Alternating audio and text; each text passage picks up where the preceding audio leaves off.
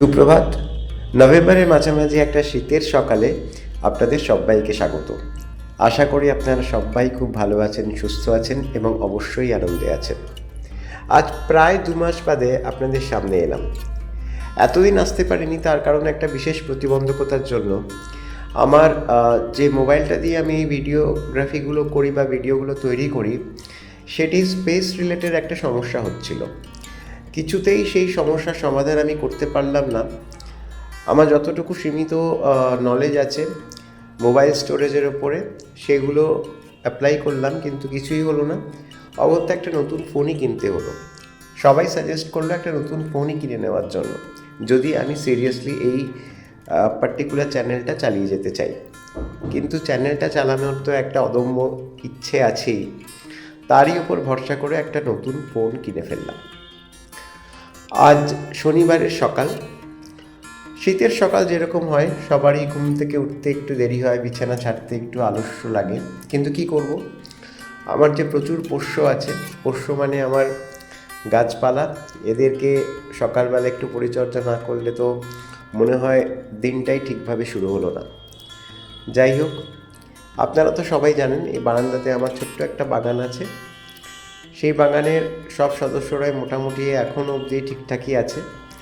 তবে কিছু সদস্য এবার বিদায় নেবে, তার জায়গায় নতুন কিছু বন্ধুরা আসবে, বিশেষ করে যারা শীতের অতিথি। চলে এসেছি আমার ছাদের বাগানে। ছাদের বাগানের গাছগুলো, অর্থাৎ 12 মাস যেগুলো ফুল দেয়, সেগুলোকে একটু ছাঁটার সময় চলে এসছে। করব, কারণ আর বেশি দেরি করলে অনেক দেরি হয়ে যাবে। আর এখানে গাঁদা গাছেরাও চলে এসছে। শীতে আরও কিছু গাছ লাগাবো ইচ্ছে আছে, তবে দেখা যাক কতদূর কী করা যায়। ওদিকে পিটুনিয়াও লাগিয়েছি এবং কিছু চন্দ্রমল্লিকা তো লাগিয়েইছি। শীতের ফুল বলতে এই পিটুনিয়া, চন্দ্রমল্লিকা, গাঁদা, এই 3টে ফুলই আমি মোটামুটি লাগিয়ে থাকি, কারণ এই 3টে ফুলের পরিচর্যার ব্যাপারে আমার সামান্য একটু জ্ঞান রয়েছে। এবছর ভেবেছিলাম আমি পুজোর ভিডিওগুলো খুব ডিটেলিংয়ে করব, কিন্তু দুর্ভাগ্যবশত সপ্তমী পুজোর পরে আমি আর কোনো ভিডিও আপলোড করতে পারিনি। কিন্তু ভিডিও প্রচুর তুলেছিলাম। আর এই হচ্ছে আমাদের এই এইবারের লক্ষ্মী পুজো। এবারে লক্ষ্মী পুজোটা ভারী অদ্ভুত কেটেছে জানেন। লক্ষ্মী পুজোর ঠিক আগের দিন একটা বিশেষ কাজে, অফিসের একটা বিশেষ কাজে আমাকে চলে যেতে হয়েছিল মুম্বাই। তো ভেবেছিলাম আমি পুজোটা অ্যাটেন্ডই করতে পারবো না। যাই হোক, যেদিন মুম্বাই গেছি রবিবার, সোমবার ছিল পুজো। রবিবার পুজোর অন্যান্য আনুষঙ্গিক যে কাজগুলো ছিল সেগুলো কিছুটা এগিয়ে দিয়ে বুবুকে সমস্ত কিছু বুঝিয়ে দিয়ে আমি চলে গেছিলাম মুম্বাই। বুবু কিন্তু খুব সুন্দরভাবে পুজোর আয়োজনটা করেছিল। এতটা সুন্দর হয়েছিল যে কি বলবো। আমি সারাদিন মিটিং মিছিল করে আবার সন্ধ্যের ফ্লাইট ধরে রাত্রি প্রায় 11টা নাগাদ আমি কলকাতায় পৌঁছাই। বাড়ি পৌঁছতে হয়ে গেছিলো 11:30। আমাদের যিনি ঠাকুরমশাই আছেন তার বয়সও বেশ খানিকটা হয়েছে, তবে তিনি এ ব্যাপারে আমাদের সঙ্গে সম্পূর্ণভাবে সহযোগিতা করেছিলেন। উনি পুজো করতে এসেছিলেন তখন 11টা বাজে, মানে আমি বাড়িতে পৌঁছানোর আগেই। উনি অপেক্ষা করছিলেন আমি কখন ফিরে আসি।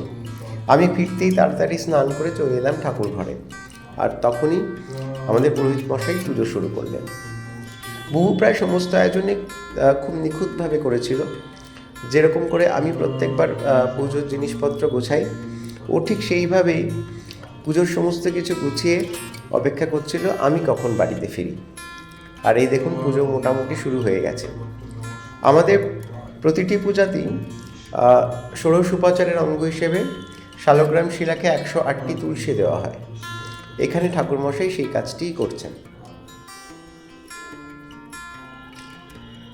আমি ভেবেছিলাম এবার প্রত্যেকটা পুজো খুব ডিটেলে ভিডিওগ্রাফি করে আপনাদের সামনে তুলে ধরব, কিন্তু দুর্ভাগ্যবশত সেটি আর হলো না। আমাদের বাড়ির প্রধান যে পুজোটি হয় সেটি হচ্ছে কালী পুজো।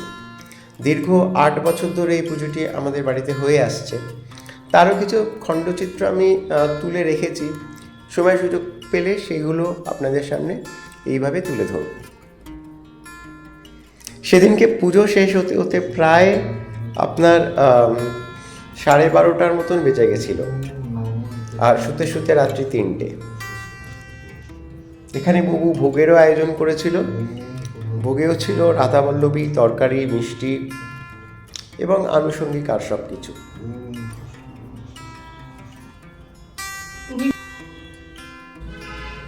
এই দেখুন কি সুন্দরভাবে ও সমস্ত কিছু সাজিয়ে গুজিয়ে ঠাকুরের সামনে তুলে ধরেছে। এই প্রথম আমরা লক্ষ্মী পুজোতে এত রাত অবধি জেগে রইলাম। এটি কোজাগরী লক্ষ্মী পুজো, তো সবাই বলে যে এই দিন নাকি সারা রাত জেগে মা লক্ষ্মীর আরাধনা করতে হয় এবং মা লক্ষ্মী বাড়িতে বাড়িতে ঘুরে বেড়ান এবং তিনি দেখেন কোথায় তার আরাধনা হচ্ছে এবং সেইখানে তিনি গৃহস্থদের সমস্ত মনোবাসনা পূর্ণ করেন। এইবার সেটা মানে কি বলবো, ঘটনাচক্রে আমাদের বাড়িতেও ঠিক সেই রকম একটি পরিস্থিতি তৈরি হয়েছিল। আমরা শুতে গেছি যখন, তার খানিক বাদেই কিন্তু ভোর হয়ে গেছিল। আমাদের পুজো মোটামুটি শেষ। এখন ঘড়িতে সময় এখন 12:30। ঠাকুরমশাই এখন আরতি শুরু করবেন। আপনারা সবাই খুব ভালো থাকুন। আজকের মতো এ পর্যন্তই।